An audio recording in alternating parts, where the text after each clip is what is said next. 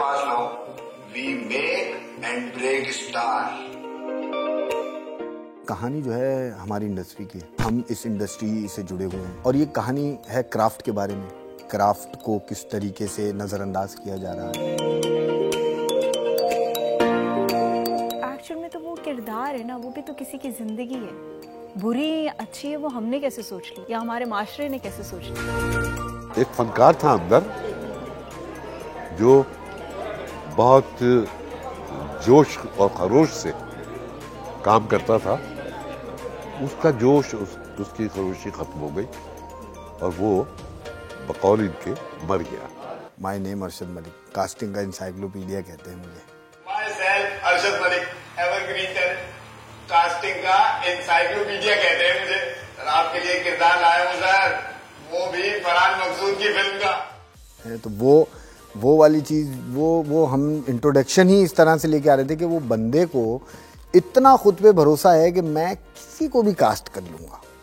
मतलब मुझे आप देखें ना, आप किसी भी कास्टिंग डायरेक्टर को बोलेंगे यार मुझे हिना अल्ताफ कास्ट कर, अरे कोई मसला नहीं है, अपना तो एक फ़ोन उठाए। वो ये नहीं बोलेगा कि चाहे वो 10 लोगों के बाद उसका कोई कनेक्शन मिल रहा हो, वो खुद डायरेक्ट कॉल नहीं कर पा रहा है, मगर फिर भी वो बोलेगा अरे कोई मसला ही नहीं है यार, मतलब मैं कास्टिंग डायरेक्टर हूँ। तो उस चीज़ को जब मैंने मार्केट में सुना तो मुझे लगा इंट्रो कुछ इस तरह का होना चाहिए कि वो खुद में इतने ज़्यादा बुलंद तबके पे बैठे हुए, बुलंद मुकाम पे बैठे हुए वो साहब, वो बोलने मैं तो कास्टिंग का इंसाइक्लोपीडिया हूँ। तो वो डायलॉग मुझे सबसे ज़्यादा पसंद है, उसका इंट्रोडक्शन जो है। ऐसा कोई अदाकार नहीं जिसका कॉन्टेक्ट अरशद मलिक के पास ना हो, we make and break star. कहानी जो है हमारी इंडस्ट्री की और हम इस इंडस्ट्री से जुड़े हुए हैं और ये कहानी है क्राफ्ट के बारे में। क्राफ्ट को किस तरीके से नज़रअंदाज किया जा रहा है, ज़्यादा नहीं तो बहुत कम भी नहीं, बहुत ज़्यादा ही किया जा रहा है। मुझे लगता है क्राफ्ट को इग्नोर किया जा रहा है, तभी हमारे जहन में एक थॉट आया ना। बात हो रही है उस स्ट्रगलिंग आर्टिस्ट की, उस आदमी की जो इंडस्ट्री के उस स्वभाव से, उस बिहेवियर से परेशान हो गया है और उसने नाराज़गी और ख़ता ताल्लुक़ी इख्तियार कर ली है कि नहीं यार बस ये इंडस्ट्री बदल रही है, रंग बदल रही है और उस बदलते हुए रंग के साथ वो शायद कंफर्टेबल नहीं है। तो इस वजह, तो ये सारी चीज़ें जब हम सोच रहे थे, देख रहे थे इंडस्ट्री में होते, तो उसको देखते हुए हमें ये आइडिया जहन में आया। जब आप देखते हैं कि यार कास्टिंग डायरेक्टर का एक नाम आता है तो उसकी की हुई कास्टिंग देख के आपका दिल खुश होता है। आप बोलते हैं कि यार ये राइट कास्टिंग और ये अच्छी कास्टिंग। यहाँ पे हमारे पास बहुत अफसोस से कहना ये पड़ता है कि जैसे यूनिवर्सिटीज़ में स्टूडेंट काउंसलर्स नहीं हैं, आप यूनिवर्सिटी में स्टूडेंट काउंसलर का कॉन्सेप्ट होता है ना, पूरी एक पोस्ट है जो बंदा वहाँ बैठा है मगर उसे अपने काम का नहीं पता। उसी तरह इस इंडस्ट्री में कास्टिंग डायरेक्टर की सीट पे बंदा बैठा है, उससे स्क्रिप्ट का कोई सीन पूछोगे तो उसे नहीं पता होगा।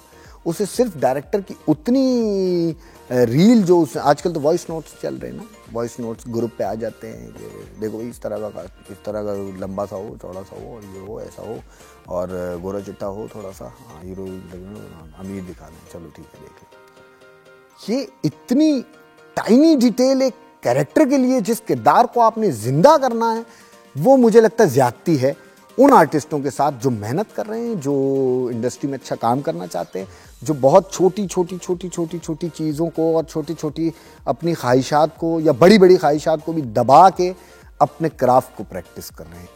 जो फेक कैरेक्टर जो हम एक और लिबाद चढ़ा लेते अपने ऊपर, जो मैंने चढ़ाया था मेरे कैरेक्टर ने, क्योंकि हमारी सोसाइटी एक्सेप्ट ही उन्हीं लोगों को करती है और हम जानते हुए भी हंस जाते हैं, बस हंसते हैं। एक्चुअल में मुश्किल बात है। तुमने मुझे पता भी नहीं करने दिया। लेकिन से बताया फिल्म का, it's talk of the town, everybody knows. Confidential है मैडम। मुझे अक्सर लोग कहते हैं तुम ये बोल्ड बहुत है कैरेक्टर, ये ऐसा है कैरेक्टर। सो मैं कहती हूँ एक्चुअल में तो वो किरदार है ना, वो भी तो किसी की जिंदगी है। बुरी अच्छी है वो हमने कैसे सोच लिया या हमारे माशरे ने कैसे सोच लिया, उसको तो आप ही ने बनाया है ऐसा, तो ही तो वो बनी है ऐसी। फिर आपने उसके ऊपर एक और निशान लगा दिया कि वो बोल्ड है। वो बोल्ड नहीं है, वो एक किरदार है और मैं एक आर्टिस्ट हूँ जो मैं उस किरदार को समझ सकती हूँ। हमाद के साथ दोस्ताना हाँ, मैं हमाद के साथ बहुत काम कर चुकी हूँ थिएटर में, और वो अच्छे मेरे दोस्त हैं। तो एक उस तरीके से लड़ना झगड़ना मैंने नहीं किया हमाद के साथ कभी लाइफ में पर मूवी में करना हुआ। सो उसके साथ कैरेक्टर मर्ज हो गया मेरा, मतलब एक साथ जुड़ गया, वो केमिस्ट्री दिखाने वाली।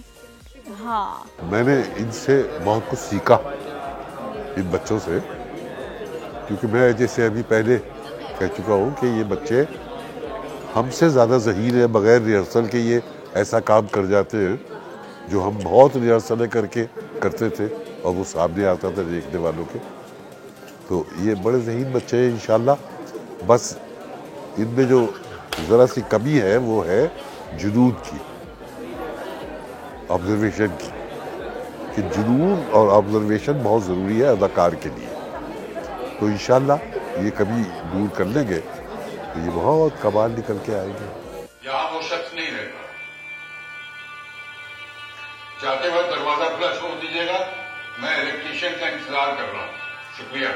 कोशिश की कि मैं अपने बच्चों को बच्चियों को अपना जो तजर्बा है वो उनमें पहुंचाऊं।